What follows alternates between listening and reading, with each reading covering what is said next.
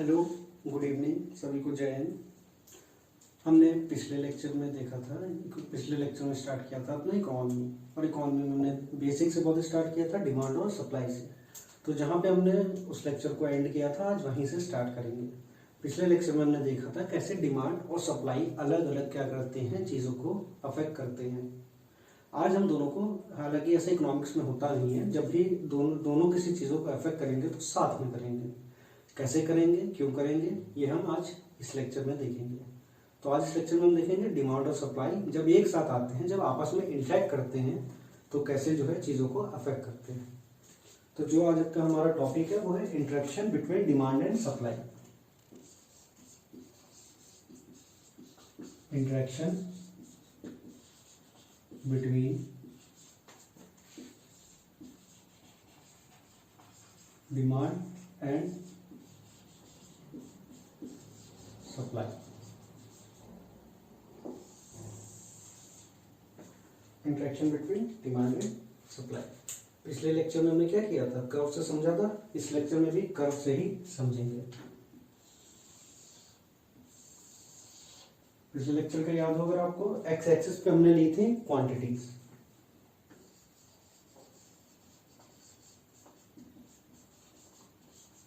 और जो Y axis पे लिए थे क्या लिए थे, प्राइसेस।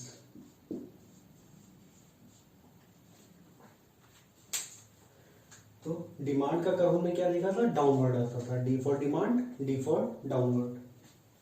तो जो डिमांड का कर्व आएगा वो डाउनवर्ड आएगा, कुछ इस तरह। इसका लिख देते हैं डी, याद रखने के लिए। और जो सप्लाई का कर्व आता है वो क्या होता है, अपवर्ड आता है। ये हो गया हमारा सप्लाई का कर्व एस। ठीक है।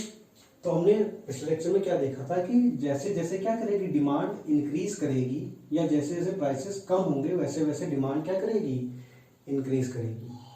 ठीक इसके उल्टा क्या था, जैसे जैसे प्राइसेस क्या करेंगे, राइज करेंगे, वैसे वैसे सप्लाई भी राइज करेगी, इंक्रीज करेगी। अब हम देखेंगे दोनों जब एक साथ बिहेव करेंगे तो क्या होगा। दोनों जब एक साथ इंटरेक्ट करेंगे तब मार्केट हमारी कैसे बिहेव करेगी। तो पहले सिचुएशन हम मान लेते हैं, क्या है कि डिमांड कहीं यहाँ पे है, ये डिमांड है हमारी। ये डिमांड यानी कि यहाँ पे क्वांटिटी, इतनी क्वांटिटी चाहिए, जीरो से स्टार्ट होके इतनी क्वांटिटीज हमें चाहिए। इस क्वांटिटी को हम बोल देते हैं Q1, और इस डिमांड को हम बोल देते हैं D1। इस पॉइंट पे डिमांड क्या है हमारी, D1 है। अब इस डिमांड D1 के सामने क्या है, ये सप्लाई आ रही है,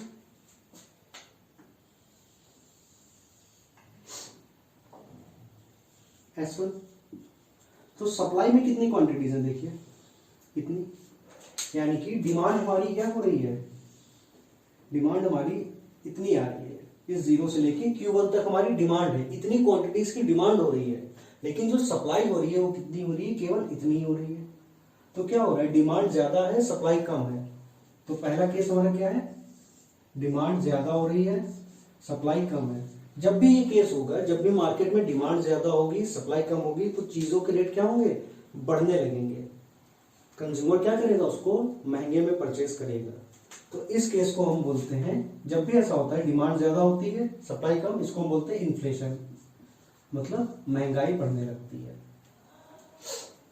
ठीक है सर। छोटा सा इसका एग्जांपल, लेटेस्ट एग्जांपल, अभी कोरोना में क्या हुआ, सैनिटाइजर और मास्क की क्या हो गई, अचानक से डिमांड बढ़ गई। सैनिटाइजर और मास्क की क्या हो गई, डिमांड बढ़ गई थी। लेकिन सप्लाई क्या थी, ज्यादा नहीं थी हमारे पास, क्योंकि किसी को पता नहीं था ऐसा होने वाला है। तो सप्लाई क्या थी, उस हिसाब से बढ़ नहीं पाई जिस हिसाब से डिमांड अचानक से बढ़ी। तो हमने देखा था सैनिटाइजर और मास्क के रेट क्या हो गए थे, बहुत ज्यादा इंक्रीज कर गए थे। लेकिन फिर क्या हुआ, धीमे धीमे जैसे जैसे सप्लाई बढ़ती गई, डिमांड क्या होती गई, उस हिसाब से मैच करती गई, और मार्केट प्राइस क्या हो गए, स्टेबल हो गए। वो भी हम तीसरा केस जब डिस्कस करेंगे उसमें इस चीज को समझाएंगे कि कैसे सप्लाई जो होती है डिमांड पे ओवरकम कर पाती है। फिलहाल के लिए, अभी के लिए, जैसे जब डिमांड बहुत ज्यादा हो जाती है, सप्लाई कम रहती है, तो चीजों के रेट क्या होने लगते हैं, बढ़ने लगते हैं। ठीक, इसी तरह दूसरा केस लेते हैं। मान लीजिए डिमांड यहाँ कहीं पे है, D2 पे, यानी अब केवल इतनी क्वांटिटीज चाहिए है, इसको हम बोल देते हैं Q2। केवल इतनी क्वांटिटीज चाहिए, लेकिन सप्लाई मार्केट में कितनी है, इसके सामने क्या है, ये है, यहाँ पे सप्लाई है कहीं पे S2 यानी इतनी लगभग बराबर। तो सप्लाई अब क्या है, ज्यादा हो गई है और डिमांड क्या हो गई है, कम हो गई है। यानी कि सेकंड केस क्या है हमारा, इस बार सप्लाई इंक्रीज कर गई है और डिमांड कम हो गई है। जब भी मार्केट में क्या होगी, सप्लाई ज्यादा होगी और डिमांड क्या होगी, कम होगी, तब तक क्या होंगे, प्राइसेस डिक्रीज करेंगे। प्राइस क्या करेंगे, यहाँ पे डिक्रीज करेंगे। क्यों, मार्केट में क्या चाहिए, मान लीजिए मार्केट में जो है डिमांड है 2 मार्कर की, मार्केट में क्या है, 2 मार्केट की डिमांड है। डिमांड किसकी, 2 मार्केट की, लेकिन मार्केट में अवेलेबल कितने हैं, 20, 25, 30। तो हर कोई क्या करेगा, हर कोई मैन्युफैक्चरर, हर कोई रिटेलर क्या करेगा, अपना प्रोडक्ट को बेचने की कोशिश करेगा। क्यों, क्योंकि मार्केट में सामान ज्यादा अवेलेबल है जितना डिमांड है। तो उस केस में क्या होगा, प्राइसेस क्या होंगे, गिरने लगेंगे। हर कोई क्या करेगा, एक कंपटीशन के तरीके से बिहेव करेगा और अपनी चीजों को जल्दी निकालने की कोशिश करेगा, ताकि उनका माल क्या हो जाए, ताकि उनका सामान जो है एक्सपायर ना हो जाए, खराब ना हो जाए। इसलिए क्या होगा, प्राइसेस क्या होने लगेंगे, डिक्रीज करने लगेंगे। इस केस में, सेकंड केस में ठीक इन दोनों के बीच में क्या होगा, अगर दोनों बराबर होंगे, इस पॉइंट को हम बोलते हैं जहां पे दोनों ही आपस में इंटरेक्ट करते हैं, इसको हम बोलते हैं इक्विलिब्रियम पॉइंट। इसको हम बोलते हैं इक्विलिब्रियम पॉइंट, इसलिए क्योंकि यहाँ पे जितनी डिमांड होगी उतनी ही सप्लाई होगी। तो तीसरा केस क्या है हमारा, जितनी डिमांड है उतनी ही सप्लाई है। यहाँ पे रेट क्या रहेंगे, कांस्टेंट रहेंगे। क्यों, क्योंकि ना सप्लाई बढ़ रही है ना डिमांड बढ़ रही है, जितना मार्केट को जरूरत है उतना सप्लाई बराबर हो रहा है। इस सिचुएशन को हम बोलते हैं optimal use of resources. Optimal use of resources यानी कि बेस्ट यूज ऑफ रिसोर्सेस। ठीक है, अब क्या होगा, इस सिचुएशन पे क्या होगा, ना कोई चीज बर्बाद होगी और ना ही बहुत ही ज्यादा जो है क्वांटिटी में अवेलेबल रहेगी। जितनी जरूरत है उतना अवेलेबल है हमारे पास। तो ये 3 केस होते हैं। इनके अलावा भी, और हाँ लास्ट थिंग ये कि ऐसा जरूरी नहीं है कि अगर डिमांड बढ़ी है तो सप्लाई बढ़ी जाएगी या फिर कुछ और हो नहीं सकता है, क्योंकि इकोनॉमिक्स में बहुत सारी चीजों को क्या होता है, हमें देखना पड़ता है। तो जब ये कर्व की मैं बात कर रहा हूँ, इसमें मैं और सारी चीजों को कांस्टेंट मान रहा हूँ कि केवल यही चीज जो है बदलेगी, इनके अलावा और कोई चीज नहीं बदल रही है मार्केट में, बाकी चीजें कांस्टेंट हैं। उस केस में हम इस कर्व की बात कर रहे हैं, ये अजम्पशन लेके हम चल रहे हैं। और बहुत सारी चीजें होती हैं जो हम आगे डिस्कस करेंगे, लेकिन बेसिक लेवल पे बाकी चीजों को कांस्टेंट मान रहे हैं हम, तब ये कर्व जो है डिस्कस कर रहे हैं यहाँ पे। ठीक, तो डिमांड और सप्लाई क्या होता है, जब ज्यादा या कम होते हैं तो मार्केट का प्राइस या तो बढ़ेगा या घटेगा। तो ऐसे ही केस के लिए एडम स्मिथ ने कहा है, जो फादर है मॉडर्न इकोनॉमिक्स के, उन्होंने कहा है कि जब डिमांड और सप्लाई होती है, पिछले लेक्चर में मैंने आपको बताया भी था जाते जाते स्टेटमेंट उनका, कि मार्केट और डिमांड जो होते हैं इनविजिबल हैंड होते हैं। इनविजिबल हैंड क्यों होते हैं, क्योंकि जब भी डिमांड बढ़ेगी या सप्लाई कम होगी तो चीजें क्या करेंगी, आपस ये दोनों मिलकर आपस में चीजों को इक्विलिब्रियम पे लाने की कोशिश करेंगे। कैसे, कोरोना केस में, कोरोना के टाइम पे हमने देखा था डिमांड क्या हो गई थी, ज्यादा हो गई थी सैनिटाइजर की और मास्क की, और सप्लाई कम थी। तो जो कंपनियां सैनिटाइजर नहीं भी बना रही थी, जो पेस्टिसाइड की कंपनियां थी जो सैनिटाइजर नहीं बना रही थी, उन्होंने भी क्या किया था, सैनिटाइजर का प्रोडक्शन चालू कर दिया था। क्यों, क्योंकि उनको क्या हो रहा था, यहाँ पे मार्जिन ज्यादा, यहाँ पे प्रॉफिट ज्यादा मिल रहा था। तो धीमे धीमे क्या हुआ, सप्लाई क्या होने लगी, धीमे धीमे क्या होने लगी, इंक्रीज करने लगी डिमांड के साथ साथ। तो एक टाइम पे क्या हुआ, डिमांड और सप्लाई लगभग क्या आ गए थे, बराबर आ गए थे, जिसके बाद क्या हुआ, सैनिटाइजर और मास्क के प्राइस स्टेबल हो गए। और आज क्या है, जितनी की डिमांड नहीं है सैनिटाइजर और मास्क की, उससे ज्यादा अवेलेबल है। यानी इस केस पे आ गए हम लोग, इस केस से, यानी कि यहाँ पे जो कर्व था वो धीमे धीमे, जो यहाँ और यहाँ पे कर्व थे वो धीमे धीमे क्या होने लगे, इधर की ऊपर की तरफ शिफ्ट करने लगे, दोनों कर्व इधर की तरफ शिफ्ट करने लगे, और अचानक से अपोजिट सिचुएशन आ गई। ये डिमांड यहाँ से कहाँ पहुंच गई, यहाँ, और सप्लाई यहाँ से यहाँ कहाँ पहुंच गई, यहाँ। इसीलिए मॉडर्न जो एडम स्मिथ है उन्होंने ये कहा था कि जो डिमांड और सप्लाई होते हैं वो हमारे क्या होते हैं, इनविजिबल हैंड होते हैं। ठीक है, इस कर्व को आप चाहें तो अपने हाथ में भी बना सकते हैं कुछ इस तरह से, इनविजिबल हैंड को विजिबल भी बना सकते हैं इस तरीके से। ये हमारा जो ये जो हमारा डाउनवर्ड जा रहा है स्लोप, ये वाला, ये हो गया हमारा क्या है डिमांड का, और ये हो गया सप्लाई का जो क्या जा रहा है, अपवर्ड जा रहा है। और जहां पे मीट करेंगे ये क्या हो जाएंगे, हमारा इक्विलिब्रियम पॉइंट हो जाएगा। अब आखिर डिमांड और सप्लाई में चेंज आता कैसे है, तो क्या आगे देखेंगे डिमांड और सप्लाई में चेंज कैसे आता है। ऐसा क्या होता है कि डिमांड और सप्लाई में चेंज आता है।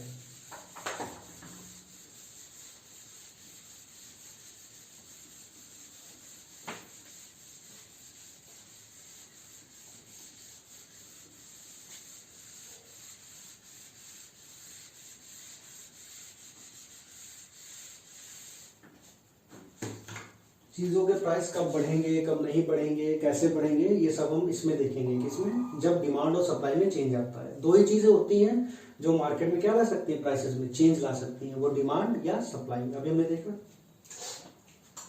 तो सबसे पहले हम डिस्कस करेंगे चेंज इन डिमांड।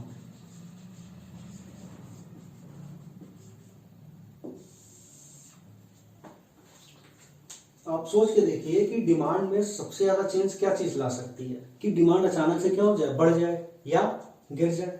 ऐसा क्या हो सकता है कि डिमांड अचानक से बढ़ जाए और अचानक से गिरने लगे, कोई एक स्पेसिफिक चीज ऐसी।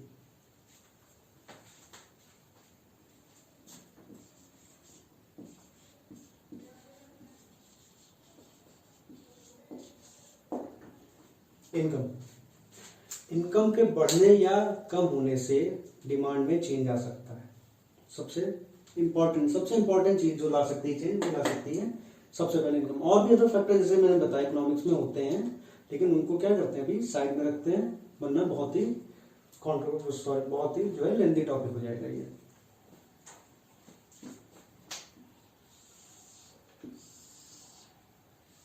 क्वांटिटी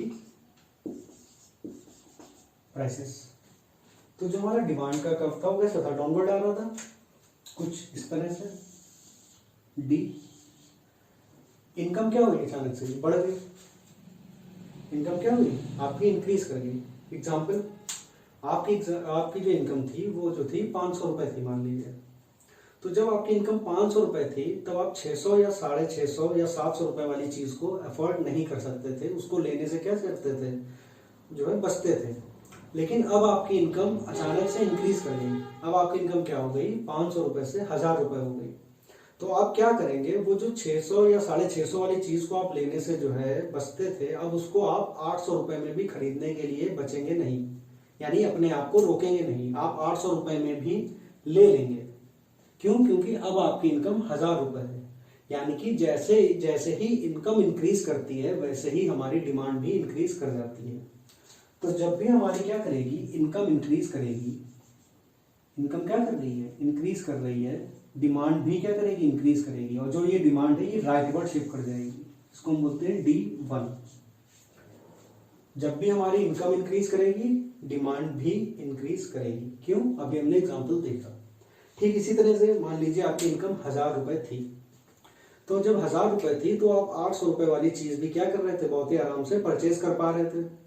लेकिन अब आपकी इनकम 600 रुपए रह गई, इनकम क्या कर गई, डिक्रीज कर गई। ध्यान से सुनिएगा, जब आपकी इनकम 1000 रुपए थी तब आप क्या कर रहे थे, 800 रुपए वाली चीज को भी परचेज कर ले रहे थे। लेकिन अब आपकी इनकम क्या हो गई, डिक्रीज कर गई, इनकम डिक्रीज हो गई, कितनी रह गई, 600 रुपए। तो अब क्या करेंगे आप, उस 800 रुपए वाली चीज को अगर आपको कोई 700 रुपए में भी देगा तब भी आप कोशिश करेंगे कि इस चीज को ना लिया जाए। क्यों, क्योंकि आपकी इनकम डिक्रीज कर गई। जैसे ही आपकी इनकम डिक्रीज की वैसे ही आपकी क्या कर गई, डिमांड भी डिक्रीज कर गई।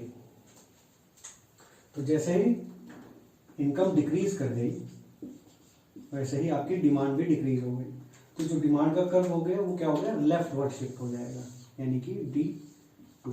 और इस तरीके से हम देखते हैं कि इनकम जो है डिमांड में कैसे चेंज ला सकता है। फिर से रिपीट कर देता हूं, इनकम के इंक्रीज होने से डिमांड इंक्रीज होगी, और इनकम के डिक्रीज होने से डिमांड डिक्रीज होगी।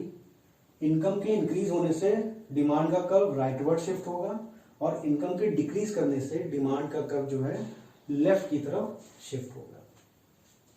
ठीक है, अगला हम देखते हैं कैसे जो है सप्लाई में चेंज आने की वजह से, ठीक है, प्राइसेस बढ़ते हैं या घटते हैं, और या फिर जो है कैसे चेंज आता है सप्लाई में।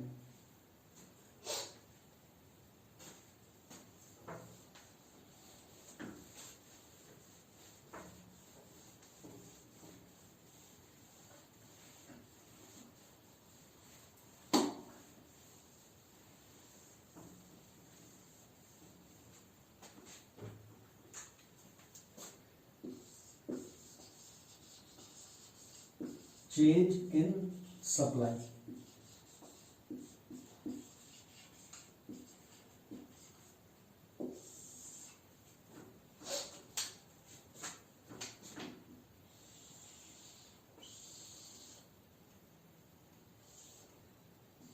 क्वांटिटी एक्स एक्सिस पे, प्राइसेस वाई एक्सिस पे। ये था हमारा सप्लाई का कर्व एस। तो ऐसी कौन सी चीज में जो है फर्क चेंज आए जिससे हमारी सप्लाई पे ही पूरा इफेक्ट पड़ जाए, ऐसी क्या चीज हो सकती है। और याद रखिएगा डिमांड कंज्यूमर करता है, इसलिए वहां पे हम इनकम की बात कर रहे थे। ये हिंट दिया है मैंने, अब आप बताइए ऐसा क्या चीज हो जाए जो सप्लाई में चेंज आ जाए।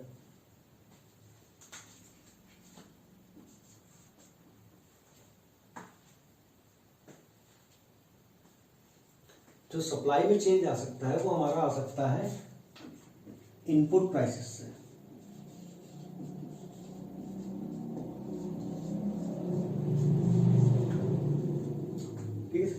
इनपुट प्राइस जब डिक्रीज करेगा तो सप्लाई इंक्रीज कर जाएगी, और जब इनपुट प्राइस हमारा क्या करेगा, इंक्रीज करेगा, तो सप्लाई डिक्रीज कर जाएगी। कैसे? मान लीजिए कोई प्रोड्यूसर है, वो प्रोड्यूसर इस मार्कर को पहले क्या करता था, 8 रुपए में बना के 15 रुपए का बेचता था। ठीक है, इस मार्कर को 8 रुपए में बना के वो 15 रुपए में बेचता था। लेकिन अब क्या हुआ, प्लास्टिक या फिर कोई भी चीजों पे जो है रेट कम हो गए, तो अब इस मार्केट की कॉस्ट, अब इस मार्कर की कॉस्ट क्या आ रही है, 6 रुपए आ रही है। पहले 8 रुपए आ रही थी, अब कितनी आ रही है, 6 रुपए आ रही है। तो जो चीज वो पहले 15 रुपए की बेच रहा था, अब वो क्या कर सकता है, इसको 12 रुपए में बेच सकता है, 13 रुपए में बेच सकता है। तो हमारा इनपुट प्राइस क्या हो गया, कम हो गया। जब इनपुट प्राइस कम होगा तो सप्लाई क्या करेगी, इंक्रीज कर जाएगी। क्यों? क्योंकि वो ज्यादा से ज्यादा सप्लाई करने की कोशिश करेगा, क्योंकि इसमें ना केवल उसको फायदा हो रहा है बल्कि कंज्यूमर को भी फायदा हो रहा है। क्यों? क्योंकि जो चीज आप पहले 15 रुपए में खरीद रहे थे, अब आपको 12 या 13 रुपए की मिल रही है। बात यहाँ पे 1-2 रुपए की नहीं है, बात यहाँ पे है एग्जाम्पल की है। ये 1500 भी हो सकते हैं, 15 लाख भी हो सकते हैं, 15,000 भी हो सकते हैं, 13,000 भी हो सकते हैं। वो डिपेंड करता है एग्जाम्पल पे। हम अभी छोटा एग्जाम्पल ले रहे हैं। जो पेन मार्कर पहले 15 रुपए का मिल रहा था कंज्यूमर को, वो 13 या 12 रुपए का मिल रहा है। तो इसमें क्या है, कंज्यूमर को भी फायदा हो रहा है, क्योंकि कंज्यूमर अब जो है ज्यादा परचेज करने की कोशिश करेगा। क्यों? क्योंकि उसे ये नहीं पता है कि कब इसके प्राइस क्या हो जाए, बढ़ जाए। तो जब कंज्यूमर इसको ज्यादा परचेज करेगा तो प्रोड्यूसर भी क्या कोशिश करेगा कि ज्यादा से ज्यादा बेचे। क्यों? क्योंकि उसको भी फायदा हो रहा है। ठीक है, ठीक इसके उल्टे ही जब इनपुट प्राइस क्या कर जाएंगे, बढ़ जाएंगे। पहले ये 8 रुपए का था तो 15 रुपए का बेच रहा था, लेकिन अब इसके प्राइसेस क्या हो गए, 12 रुपए हो गए। अब ये मार्कर उसको 12 रुपए का मैन्युफैक्चर करके पड़ रहा है, तो इसको मार्केट में वो कितने का बेच रहा है, 18 रुपए या 20 रुपए का बेच रहा है। तो इससे कंज्यूमर को भी नुकसान हो रहा है, और इससे क्या हो रहा है, प्रोड्यूसर को भी नुकसान हो रहा है। इस केस में क्या होगा, सप्लाई डिक्रीज कर जाएगी। क्यों? क्योंकि कंज्यूमर अब मन से इसको नहीं परचेज करेगा, क्योंकि ये क्या हो गया, महंगा हो गया है। जो हमने इसका क्या एग्जांपल, ये एग्जांपल पिछले लेक्चर में भी मैंने लिया था, 2 मार्केट की हेल्प से, जब सप्लाई का कर्व पढ़ा रहा था। ठीक है सर।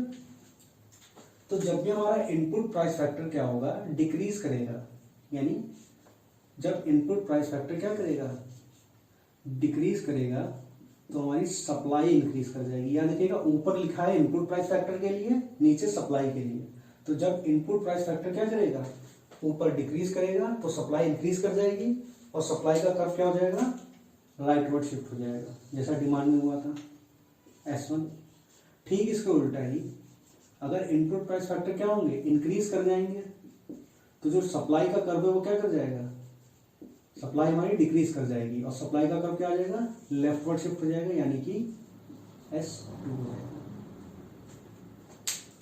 फिर इसको क्लियर कर देता हूं फिर से। इनपुट प्राइस फैक्टर क्या होगा, इनपुट प्राइस फैक्टर प्रोडक्शन की कॉस्ट को कम कर देगा, और जैसे प्रोडक्शन की कॉस्ट कम होगी उससे न केवल कंज्यूमर को फायदा होगा बल्कि प्रोड्यूसर को भी फायदा हो रहा है, दोनों को फायदा हो रहा है, जिस वजह से क्या होगी, सप्लाई इंक्रीज करेगी, और सप्लाई इंक्रीज करेगी तो कर्व जो है हमारा राइटवर्ड शिफ्ट हो जाएगा। ठीक इसके अपोजिट, जैसे ही इनपुट प्राइस फैक्टर हमारे इंक्रीज करेंगे तो सप्लाई हमारी क्या हो जाएगी, कम हो जाएगी, क्योंकि कंज्यूमर परचेज करना बंद कर देगा। क्यों, क्योंकि सामान महंगा हो गया है। इनपुट प्राइस फैक्टर बढ़ने का मतलब क्या है, सामान अब महंगा हो गया है, तो सप्लाई हमारी क्या हो जाएगी, कम हो जाएगी, और जो कर्व है वो लेफ्टवर्ड शिफ्ट हो जाएगा, यानी कि कम हो जाएगी सप्लाई। आई होप 3 चीजें ये हमारी क्लियर होंगी जो हमने आज डिस्कस की है। क्या, पहला हमने डिस्कस किया है interaction between demand and supply. Demand और सप्लाई जब एक साथ आते हैं इस तरीके से कुछ, तो क्या होता है, ये हमने डिस्कस किया है। उसके बाद ये देखा है कि वो आखिर चेंज आता कैसे है, ऐसी क्या चीजें हैं जो डिमांड या सप्लाई में चेंज ला सकती हैं। तो पहले हमने डिमांड का चेंज देखा था, वहां पे हमारा क्या था, इनकम था। इनकम में क्या होगा, जब भी इंक्रीज होगा तो डिमांड इंक्रीज कर जाएगी, और जब भी इनकम में डिक्रीज होगा तो डिमांड डिक्रीज कर जाएगी। ठीक इसी तरह सप्लाई में क्या होगा, जब भी हमारे इनपुट प्राइस फैक्टर क्या होगा, कम होगा, तो हमारा क्या होगा, सप्लाई इंक्रीज कर जाएगी, और जब इनपुट प्राइस क्या बढ़ेगा तो हमारी सप्लाई क्या होगी, डिक्रीज कर जाएगी। और यहाँ पे एक इंपॉर्टेंट पॉइंट नोट करने वाला ये है कि टैक्सेस कम करने से भी क्या होता है, इस पे फर्क आता है। जो प्रोडक्शन की कॉस्ट आ रही है टैक्सेस पे भी डिपेंड करती है, लेकिन टैक्सेस को हम क्या करते हैं, इनपुट प्राइस फैक्टर में नहीं काउंट करते हैं। ये नोट कर लीजिएगा, कहीं पे याद रखिएगा, या फिर कि टैक्सेस के बढ़ने या घटने से भी जो होता है हमारी कॉस्ट पे फर्क आता है, लेकिन टैक्सेस जो होते हैं हमारे इनपुट प्राइस फैक्टर में काउंट नहीं होते हैं, इसलिए इसकी बात हम यहाँ पे नहीं कर रहे हैं। ठीक है सर, आज के लेक्चर में यहीं तक रखेंगे। इसके जब हम अगला चालू करेंगे तो हम अगला लेक्चर जो होगा इकोनॉमी का और डिमांड और सप्लाई का भी लास्ट लेक्चर होगा। उसमें हम देखेंगे जो हमने आज तीनों चीजें पढ़ी हैं, जब ये तीनों चीजें एक साथ आएंगी, क्या क्या, ये 3 लाइन हमने, ये जो 3 कर्व हमने लिए हैं, इससे पहले जो डिमांड के 3 कर्व लिए हैं, और उससे पहले जो डिमांड और सप्लाई का 1 कर्व लिया है, जब ये सारी चीजें एक साथ आएंगी तब हमारी मार्केट कैसे बिहेव करेगी, वो हमारा क्या होगा, इकोनॉमी का 3rd होगा लेक्चर, और लास्ट भी होगा। ठीक है सर, तो आज के लिए हम यहीं तक रखते हैं। अगले लेक्चर में हम देखेंगे इसका एंड, इस टॉपिक का डिमांड और सप्लाई का एंड भी करेंगे, और उसके बाद कुछ नया टॉपिक भी चालू करेंगे। ठीक है सर, उम्मीद है आपको समझ में आया होगा। Thank you.